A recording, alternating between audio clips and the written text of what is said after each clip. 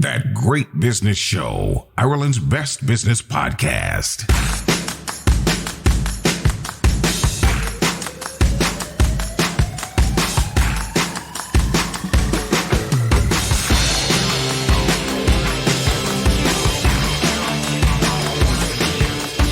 Welcome to episode 127 of That Great Business Show, posting on the 17th of February 2023. Fáilte I am Conal O'Moran. We bring you 45 minutes of business tips, insights and opportunities thanks to DoneDeal.ie. Coming up, 1/3 of all Irish farmers have applied for government cash to plant trees. But guess what? There aren't enough trees available to buy. We'll take a root and branch look at what must be a business opportunity. And letting go. We have a third-generation family business that is shutting their butcher shop after 65 years trading, while also looking for your help to expand. Do head to our rejuvenated website, thatgreatbusinessshow.com, and sign up for our sneak peeks and other benefits to be announced. All our business tips and insights are brought to you thanks to our sponsor, DoneDeal Motors, the only place to go for your new or second-hand motor, all from the convenience of your couch. DoneDeal Motors is home to Ireland's largest range of new and premium used cars. That's why you'll find cars from Audi and BMW dealerships on DoneDeal. Are you looking for a 7-seater to accommodate your growing family? Maybe you're after a luxury saloon to make a statement. We have the car for you. You'll also find Ireland's largest range of electric cars to help you make the switch. Visit DoneDeal.ie today to start the search for your next car. Viscosity. When you shave, you want the highest viscosity because it helps the blade run smoother. De facto, the world's best shaving oil, has incredible viscosity. That's why De facto leaves your face, underarms or legs nick-free. Higher viscosity makes blades last longer. De facto is the best for your skin and your pocket. DeFactoShave.com. All That Great Business Show advertisers are Team GBS approved. Back them. Now, could too much demand for your product be the most ironic business problem to have? One of That Great Business Show's biggest supporters is Caitriona Cullen, the driving force behind Cullen Nurseries of Hacketstown in County Carlow. Caitriona contacted us to tell us about Green Acres, or possibly Acres, a €1.5 billion government scheme to get our farmers to plant more trees. Those trees and hedgerows have got to be Irish grown, and guess what? The scheme is way oversubscribed. 1/3 of all of the country's farmers want in. However, Caitriona says there's no chance of having enough trees to satisfy that demand. As she says herself, business opportunity or headache? Well, let us ask Caitriona Cullen that very question. Welcome back to That Great Business Show, Caitriona. Thanks very much, Conal. Thanks for having us. It's a while ago since you were on, and you have been expanding your business in Hacketstown, County Carlow. We have indeed. It's been, I looked it up, I think it's about 2 years. I can't believe it's been that long, but it's been a very, very busy time for us, thank God. Growing, pun intended.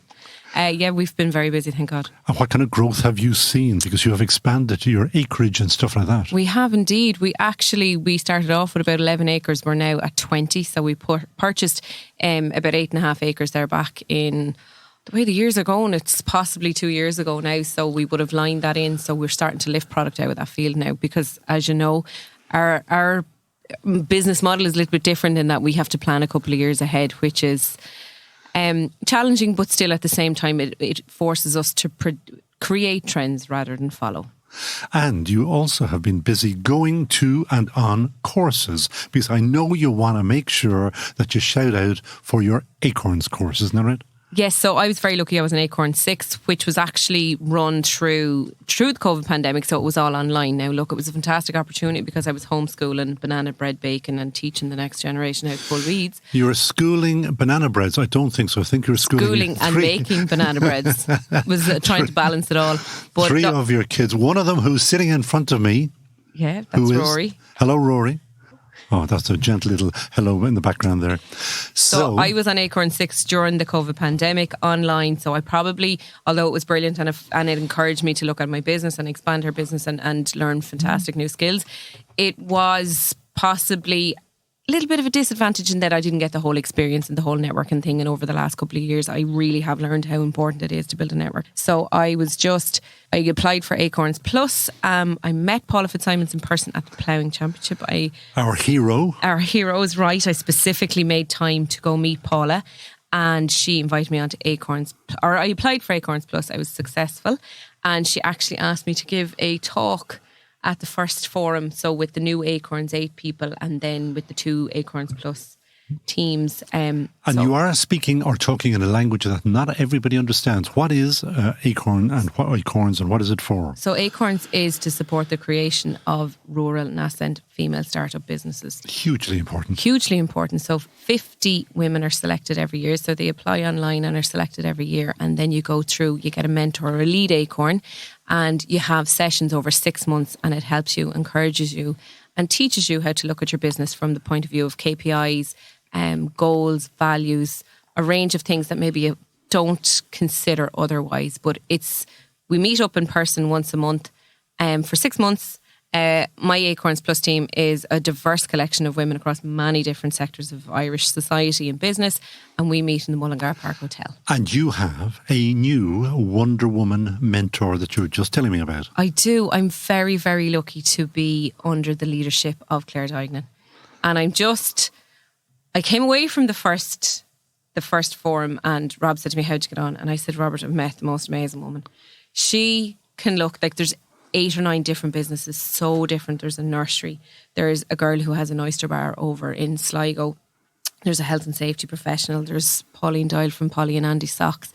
Katie Muggan from Nursing Mamas. Just such different businesses. And Claire can insert herself with a fresh pair of eyes and see something in every single one of them, even if it's not an industry she's familiar with, and ask the questions that you ask yourself. And she forces you to be accountable to yourself more so than anybody else. And she's just a phenomenal mind and a very, very humble and approachable person, I think. So it's 2 thumbs up. If you had 3, you might give it 3 thumbs up for Acorns. Any woman listening who's outside the larger cities, I guess, should talk to Paula Fitzsimons about getting onto that programme. Is that correct? Yes. So the applications, I'm not 100% sure when the applications are open. I think it's across the summer closing date for September, I think starting in October. No harm doing a little bit of digging, get it? Yeah, research now.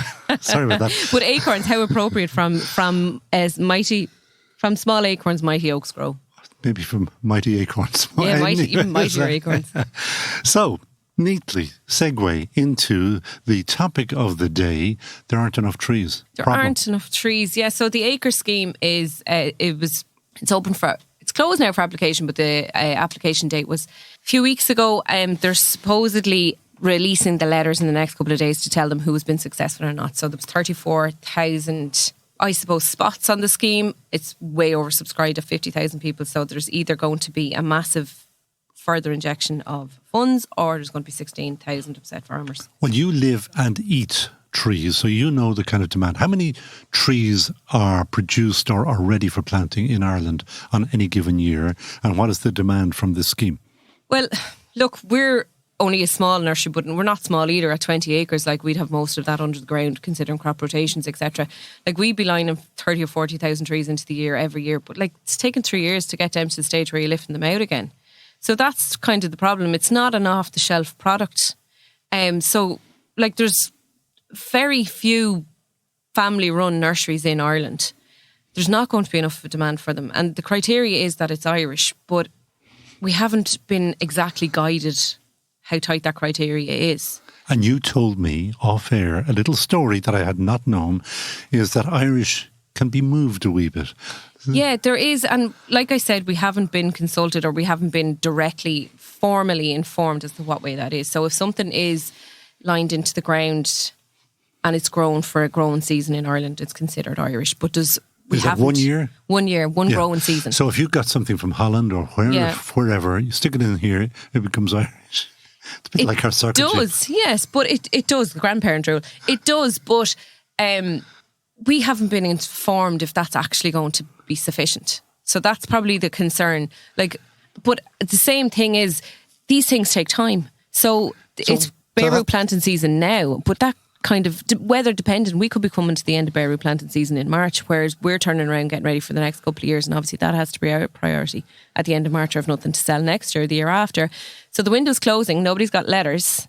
So how much of a demand is going to be there for the last 4 weeks of this season when we've already sold an awful lot of stuff already? Is the glut of the planting going to start next October? And when is it going to start? That is the problem. And you, on all of the courses that you've gone on, will know. Give me the solution. What is the solution? Is there one? I don't know what the solution is right now. I think the first and most important thing is the farmers get their letters. And I see Charlie did come out and say that he was going to make sure the letters were out by mid-February, but we're on the 16th now. I don't know what the postman's brought today, but... That's a lot of posting though, 34,000, is that what you said? 34, they say there's space for 34,000, but it's oversubscribed at 50,000. So it's going to be 16,000 farmers.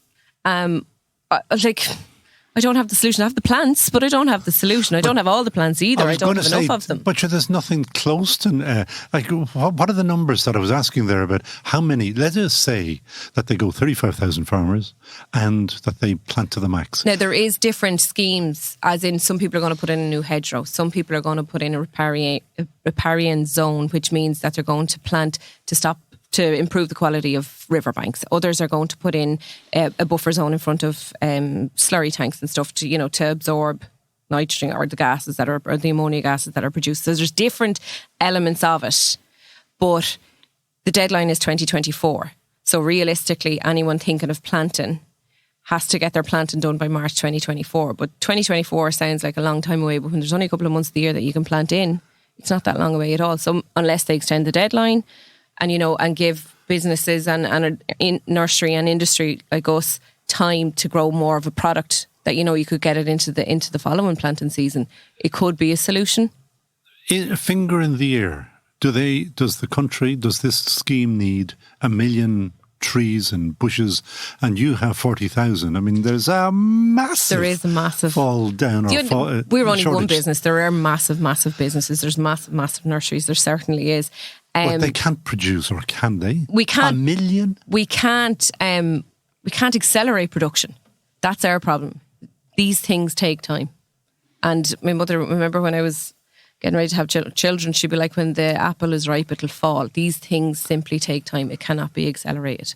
It takes the growing season end of. And can we import from Northern Ireland, or does that deem to be Ireland, or what are the rules and regs around that? I hate to speculate, but unless we actually have the information, I think I'd be better off to say I don't know, to be honest.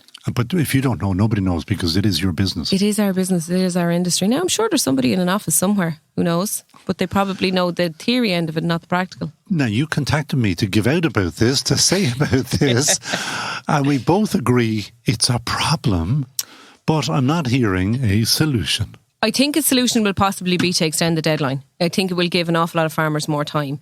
To say that there's going to be half of them planting between now and the end of 4 weeks is not logical. It's not realistic. There's ground to be prepared. There's if you're putting in new hedges, you're obviously not going to put livestock back in that field straight away. There's lots of logistical things. I think the deadline will have to be extended firstly. I think that's going to be a major factor. People are going to have to get their letters. The disappointed ones are going to have to find out. But we've priced for certain, people have applied, and just to see how much it's going to cost. There's an awful lot of farmers who are going with 500 metres, 750 metres. At 5 plants to the metre, it's a lot of plants. It's a lot of plants. It's a lot of plants. It's also a big investment, is it? It is a big investment, but they will be financially rewarded by the benefits that those plants prove to have. So there is a certain element of work in it. They'll have to be kept clean. They'll have to be maintained. That it's not just a matter of put them in the ground, walk away.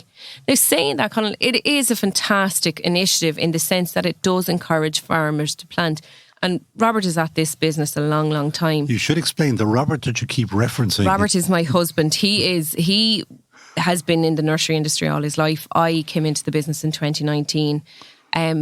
Partially, I was a quality manager in the food industry, partially because the likes of Rory came along, and just to try and have a better work-life balance. So Robert has a very good reputation, especially around the west of Ireland, for delivering trees from previous schemes like the Gloss and the Reps. So these schemes do work. I'm not knocking it in the sense that they do work and they do encourage people to plant. And we would find an awful lot of people who have come out with their, say, 5 years of the scheme. They see the benefit after 5 years. And 5 years is a good timeline, because when you're putting something that's only 60 or 90 centimetres into the ground, you're not seeing the benefits straight away because these things take time. And 5 years later, you see what difference it can make. We'd have an awful lot of farmers who come back to plant, not because they have to or they're financially incentivized to, but because they genuinely want to. If you're planting native flowering hedges along your ditches, you'll find that they'll bring pollinators in, which will increase your crop yield. So I get the ethos behind it. It is a very, very good scheme. But just industry needs to know a bit more information. That's the frustrating thing. That's what we struggle with, is that we need the information. We need a bit of guidance. And that's where we were that's exactly where we're getting frustrated. Well, I'm hoping to post this tomorrow morning, the 17th. And if the letters arrive on Monday, I'm going to claim that it was that Great Business Show that shook up the world. I'll claim too. I'll be like, did you not hear me on the Great Business Show?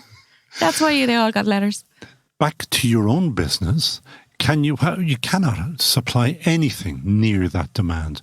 And when demand can't be supplied, prices have to go up.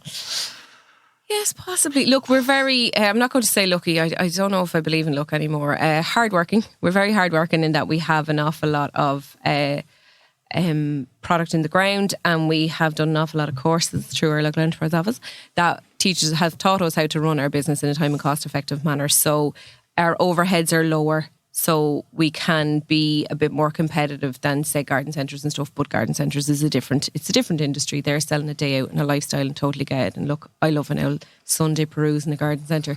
But prices going up, yes, there will be prices going up, most certainly. And the fact that farmers are getting a return in a couple of years, there probably will be a higher premium to be paid for plants that will serve a particular need.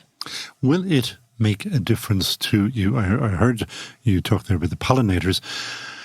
Would it make enough of a difference to the actual country, to the environment, to cleaning up the place? I think everything works in tandem. I think it's hard, like we're rural Ireland, and it's hard for people to be telling us in rural Ireland that we're the problem, that the cows in the field are the problem, or that the tractors are the problem, or that this and the other. Because when we come to the big smoke like today and stuff, and you can see congestion and cars, etc. Yeah, well, it is hard, and people down around the west of Ireland and all who these schemes are probably being targeted at, that are a world away from this. Like, I think farmers in general love the land. They're keepers of the land and they love the land. It's brilliant that they're going to be financially incentivised to mind it, but I think even from our own point of view, like we had a Green for Micro advisor there through the local enterprise office in the last couple of months, and I was astounded by the amount of things that he was saying, that's brilliant, that we're doing because it makes sense for us. Like simple things, like we've a wet patch in the nursery and Robert put in alder trees, and alder trees are actually nitrogen fixing trees and they actually improve soil quality and they love the water. We haven't done that for any tick the box exercise for a Green for Micro programme. We've done that because it makes sense. Like we've planted the boundary of our nursery with different types of trees that will give us a bit of protection from storms. Like we haven't done that for a tick the box exercise. We've done that because it makes sense for us. And there's farmers up and down the length and breadth of this country who are daily, not just tick the box exercises, making improvements to biodiversity and making improvements to the environment because it makes sense. Like the amount of manure that's coming out of sheds this year so that they don't have to buy fertiliser because of the cost of fertiliser, but also because they're going back to tradition. And Rob's dad, we do that. We have a few cattle. It's a hobby. Rob doesn't play golf, but he talks to his animals. Like he's always wanted to do that, and I think it's brilliant for him because Rob came from a terraced house in Hackettstown. Him and his brother have a massive love of the land, and that's what they do. They keep cattle as a hobby. It's great. He says it's a great way of holding money together. I don't know. But he takes the manure out of the sheds and he turns out he's going back to systems and principles that were in place 60, 70 years ago. And his dad would have guided him on that, turning it every so often to get the best out of it, heats it up and composts it down. And farmers are doing that. They have been doing that for hundreds of years. Isn't it funny that what's happening in Ukraine can have that such benefit? Impact. Yeah, certainly that impact. Hard to talk about benefits with war. How and ever, two final questions. One is, how can Team GBS, our lovely listeners, help you at Cullen Nurseries? Share the word about us. Because I have to say, we actually care. We genuinely care. We're family run, but we run around our family. I've just made the decision this week that we'll close the nursery on Saturdays because I've many a cold sideline to stand on. So if you could, please make an appointment before calling. I don't want you to waste your diesel and increase some carbon emissions by calling unnecessarily if we're not there. Spread the word about us. We're very passionate about what we do. We love what we do, and I'm well able to talk. I love people. And we love you because you actually got on to me. And obviously you've been on the show before, but you felt that this needed to be aired. And that's what we love. We want to hear more about business issues from people just like you. Thank you, but I knew you had a great platform, so I said I would tap into my network. It's all about networking. Caitriona, you're lovely. Hire in a heartbeat. I've asked you before. I can't remember who you recommended. Amy last Huberman time. before, I have to say, but I'm splitting it between two. I'm going Claire Dignan because she's going to love you. Claire's ex-RTE. Yes, I'm honoured to have her insight into everything. But you know who I think is absolutely deadly? Darren Garrahy. Yeah, I think for a young woman, podcast. Yes, she does. She's a great sense of humour. Look, I'm all about. I was listening to one of your podcasts on the way up. That guy who was talking about healthy workplaces, and we have a small team, but we really, really appreciate our team. We value our team, and I think to be able to have a banter and a bit of a laugh in a workplace is so very, very important. And it does, and I completely agree that it does increase performance. And I think Darren Garrahy has a great sense of humour. I think she's a great business head. She's made great decisions all the way along. And even if she does make a bad decision, she'll put her hands up and acknowledge it. I think what she's done with her career is fantastic. And I'd also love access to her dad, Eugene Garrahy. He sounds like an absolute font of, not knowledge, but one-liners that will absolutely change your mind. Final question. I've only just thought of this. Do you talk to your trees? Rory's making faces. Rory I have just said to say, yes. I'm very... Robert and I work together and we're married and we have a family together and we're very... we spend an awful lot of time together, but we have very, very strong weaknesses and very, very strong strengths, and we balance each other out. And I have to say that I and Robert would have many a business meeting or a management meeting walking up and down the trees, between the rows of trees in the nursery, because it gives you perspective, but it's also a very, very calm place to be. We make a lot of our very good decisions out there. You didn't actually answer whether you talked to the trees. No, I talk to him. Maybe he talks to the trees. I don't know. When he's finished talking to the cattle. Caitriona Cullen of Cullen Nurseries, thank you so much for coming back to us on That Great Business Show. And please come back to us again. I will indeed. Thanks for having us. DoneDeal Motors is home to Ireland's largest range of new and premium used cars. That's why you'll find cars from Audi and BMW dealerships on DoneDeal. Are you looking for a 7-seater to accommodate your growing family? Maybe you're after a luxury saloon to make a statement. We have the car for you. You'll also find Ireland's largest range of electric cars to help you make the switch. Visit DoneDeal.ie today to start the search for your next car. Want to increase sales, reduce overheads and provide customers with a better service? Then use Big Red Web, the easiest way to develop and maintain your website.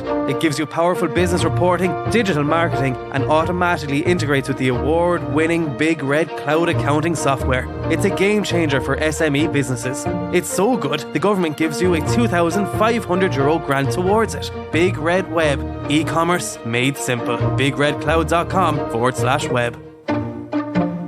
All that great business show advertisers are Team GBS approved. Back them.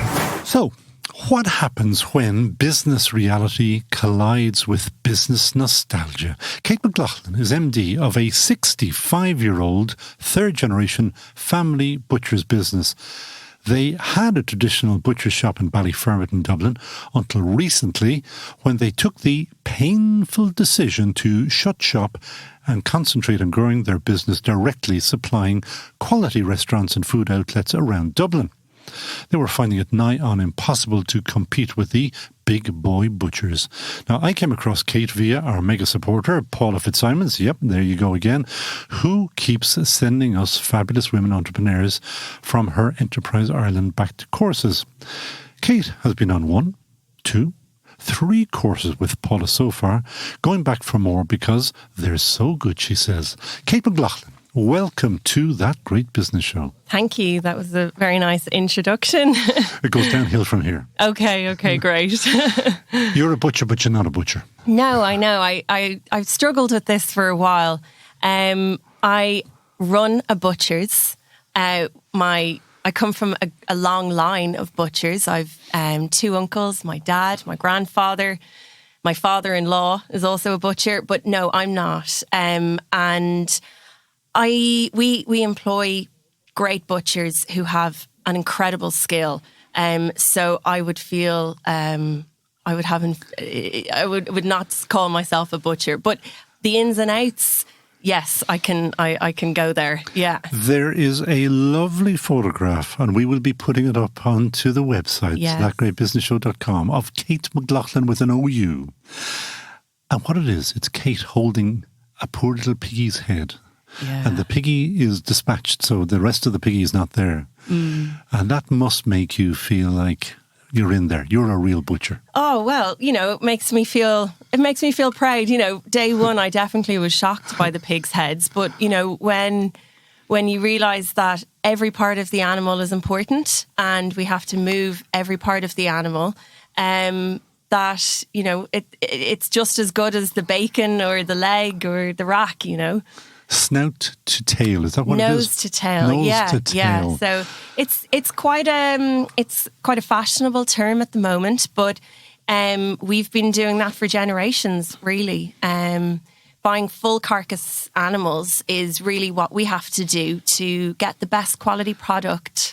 And we'll get back to that in a second, because talk to me about what happened because you had to close down the family butcher shop. 65 years in business. That's a long time. It's a long time, yeah. It was my grandfather's shop, which he opened 6 decades ago, which my uncles and all my family did their time in. And the time came after COVID and habits had changed. Shoppers had changed and the area had changed. It was difficult for people to pull into, and shopping needs to be easy for people. And we made the decision that it wasn't working for us as a business anymore.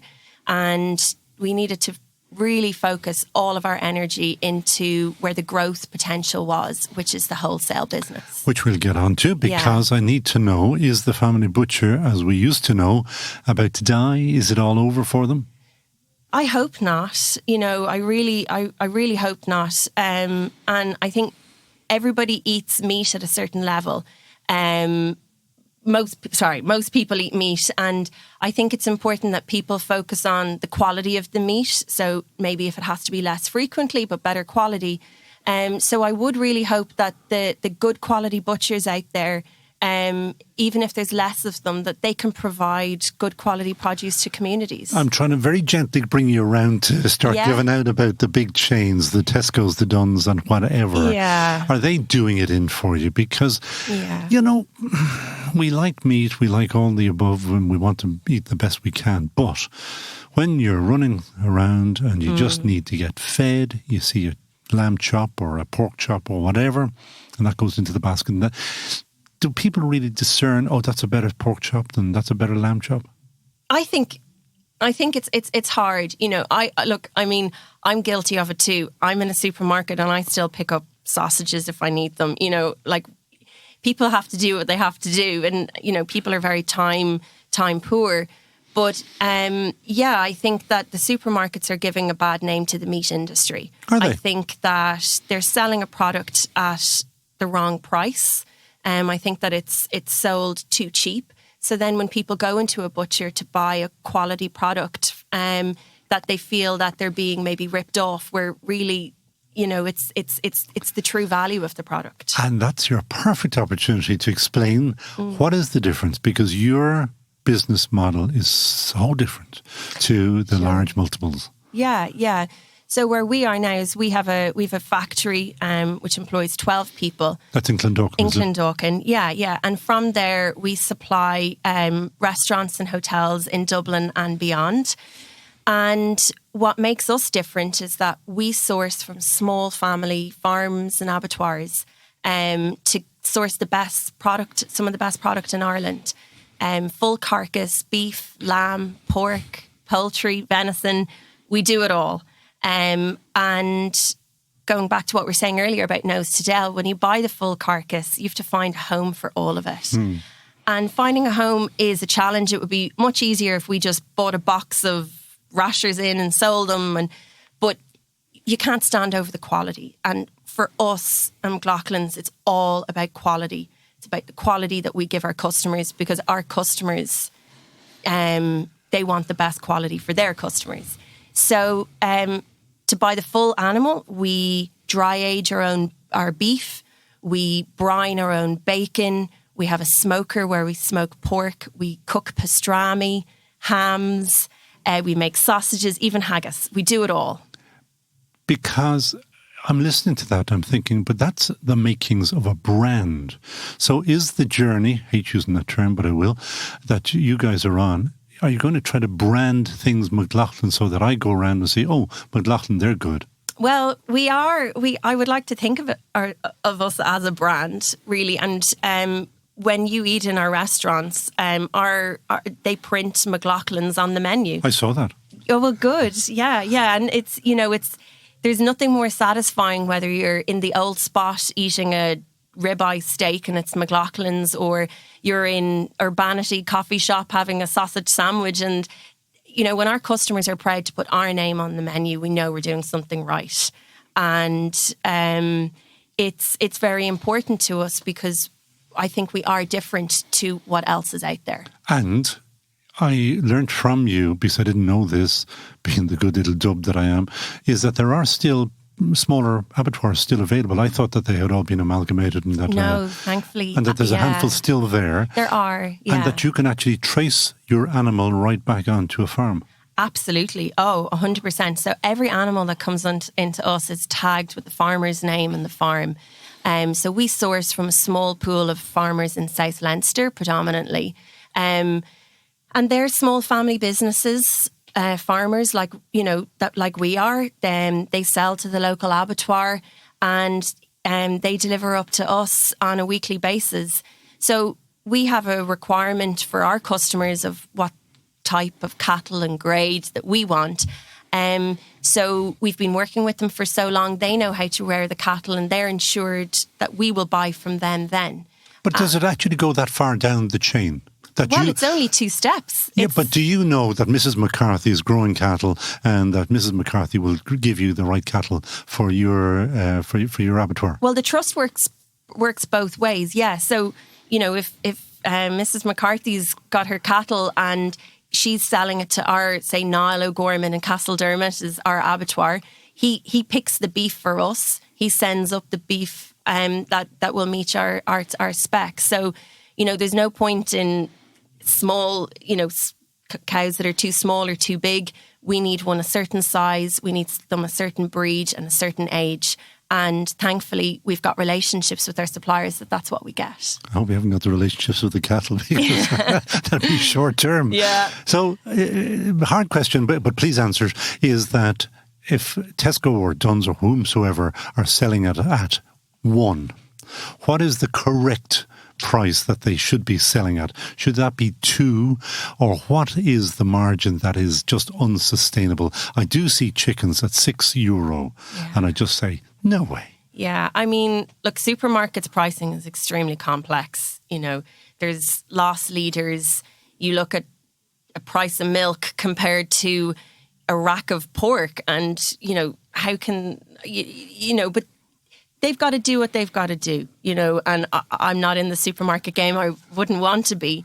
But where we are, we pay a fair price to our suppliers, who pay a fair price to their suppliers. But that's also determined by what you, I won't say get away with, but what you can actually charge, what people are willing, the final customer, me. Sure, what I am prepared to buy.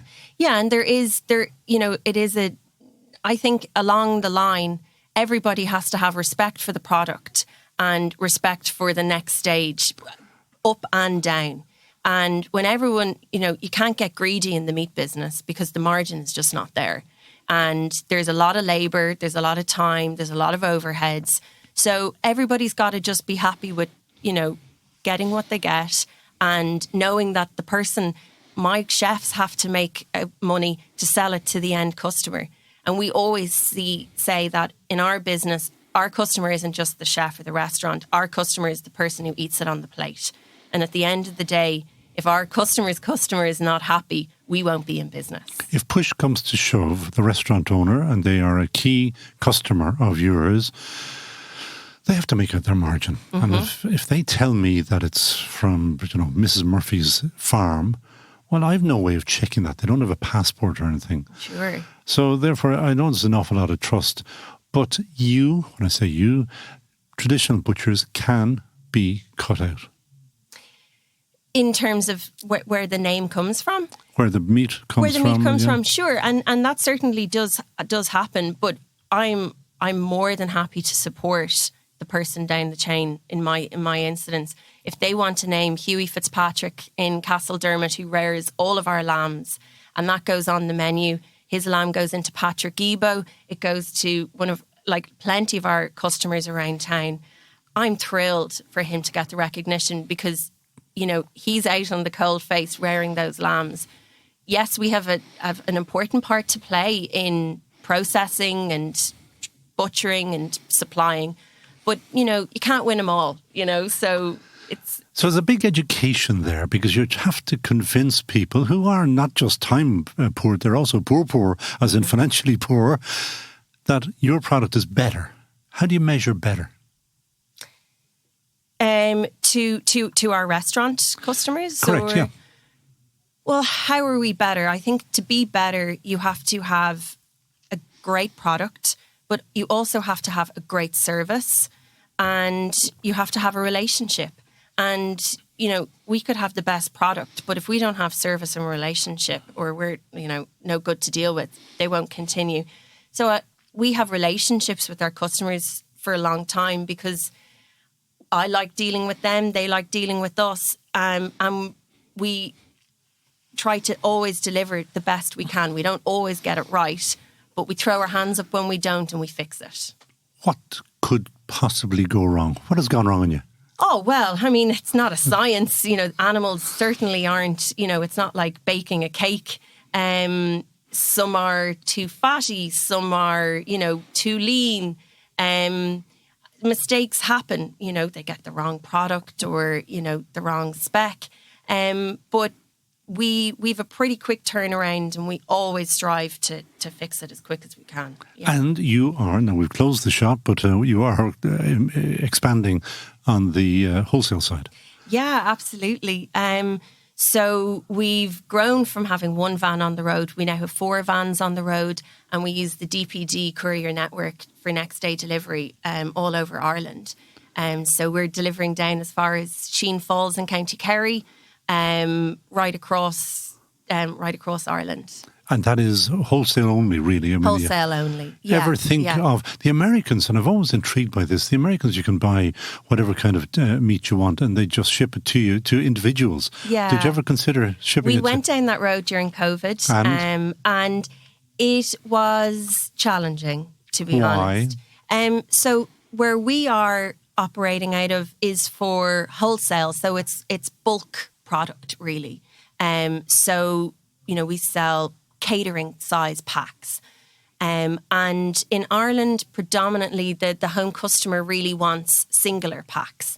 And we just really weren't geared up for packing and labelling small individual products like that. Something you might revisit? No.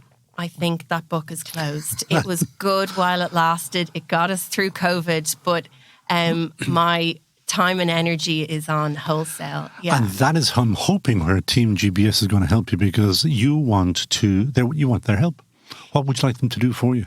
Yeah, well, I definitely think that it's all about promoting each other. Not everybody owns a restaurant or a coffee shop, but people know people who do. And I think that if there's anybody out there that, is looking for a good supplier, that look us up and I'd love to talk to you. But do you go door to door to restaurants to say, we're here? Is it cold calling? Cold calling, yeah. We have a salesman on the road and, as we expand to new areas, he'll definitely visit everybody on the street and let them know that we're around. And you are predominantly Dublin only at the moment? That's correct. Growing? Yeah. Will you go beyond that? Growing, yeah. Well, we have to be very careful because of the service that we provide. We don't want to stretch ourselves because we have to offer next day delivery, and so we expand with caution. So if we can get a cluster of restaurants in a place, we'll look after it. But fuel costs are so expensive in transport, that for us to send a van somewhere, we really need to have like a collective group in an area. You're not going to use the local milkman or the local bread delivery or anything like that? Unfortunately not, no. Refrigerated delivery, we take up half their van with our crates of meat. So no, we haven't gone down that road yet. And two final questions. There's always about 10 final questions, but we'll ask you one. Sure. Is what did the programmes that you went on with Paula Fitzsimons, what have they done for you? Wow. This is kind of a Paula Fitzsimons special. Because we're trying to get women. She's everywhere. She's really, I find someone she hasn't helped, really. Going on the Going for Growth programme personally has just given me confidence and really opened my eyes to other females entrepreneurs out there. Working for yourself can be so lonely. Have you got a mentor? I do at the moment. Yeah, we're on a table with 8 people and Fiona O'Carroll. Yeah, I was going to say, who is your mentor? You better give her a shout out. Yeah. She'll love you more. Yeah, and we're doing great work. She's our topic is scalability in business, and we're all in different industries, but we're meeting 6 times over 6 months. We've set ourselves goals and targets, and we've hold ourselves accountable. 6 times in 6 months. Not 6 months. Not every 6 months. No. Otherwise, you'd be at this for years. Yeah. And one of the criteria I thought was that they're always looking for people to think on export. There's no chance you could export, is there? Absolutely. Yeah, we do export at the moment as do well. You? Tell me more. Yeah. You see, now you've got me on another track. Yeah, but what sure. are you exporting well, and where to? At the moment, believe it or not, we're exporting haggis. So we identified a gap in the market. You can't get haggis out of the UK with Brexit.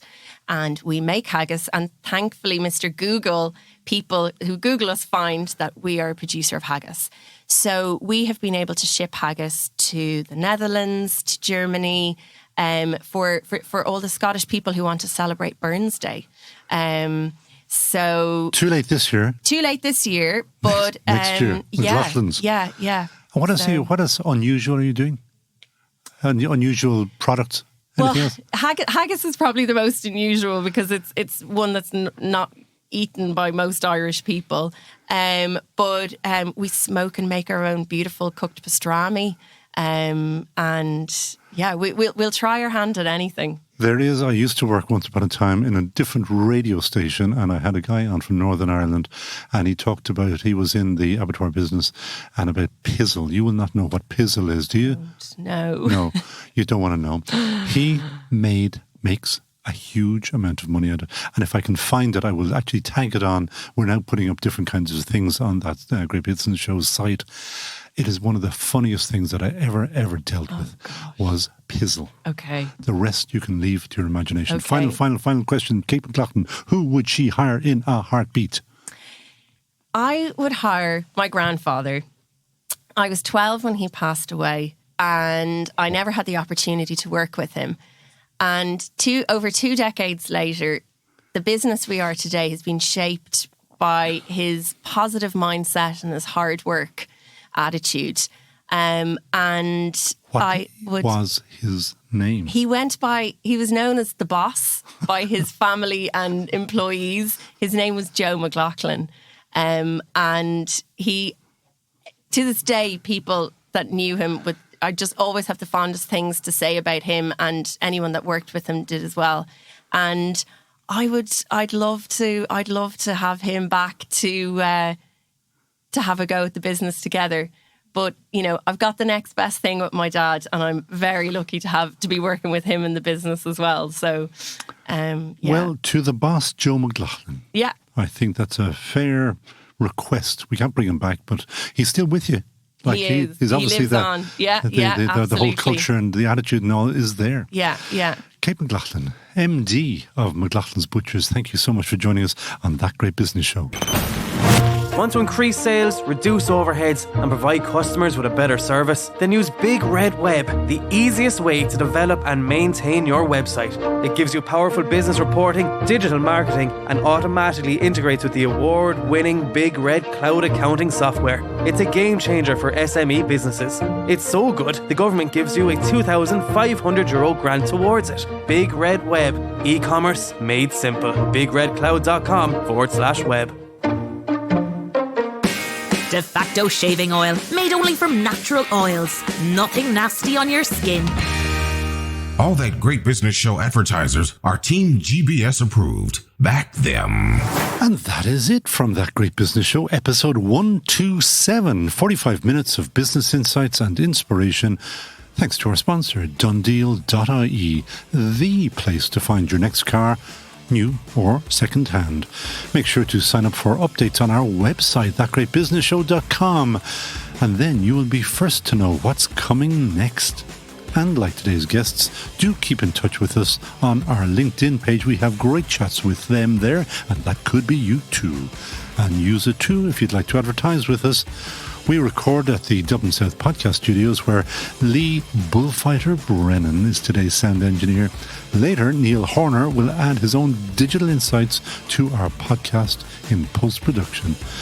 And don't forget to buy Business Plus magazine, where we now have a regular column all about the podcast. So for me, Conal O'Moore and Mila Burgess for listening. Agus Slán Tamil.